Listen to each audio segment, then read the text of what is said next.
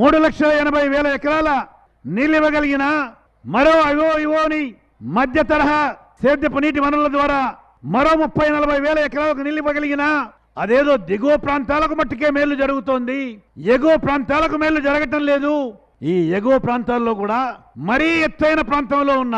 ఇవాళ ఈ ఉదయ సముద్రం ఎత్తిపోతల కార్యక్రమం ద్వారా మేలు పొందుతున్న ఈ గ్రామాలు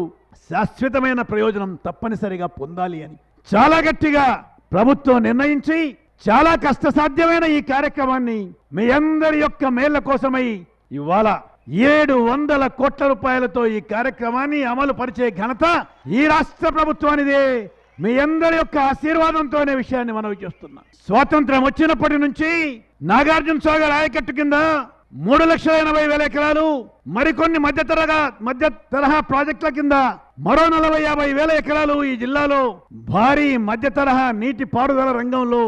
4 లక్షల ఎకరాల పైగా సేద్యపు నీరు అందుతుంటే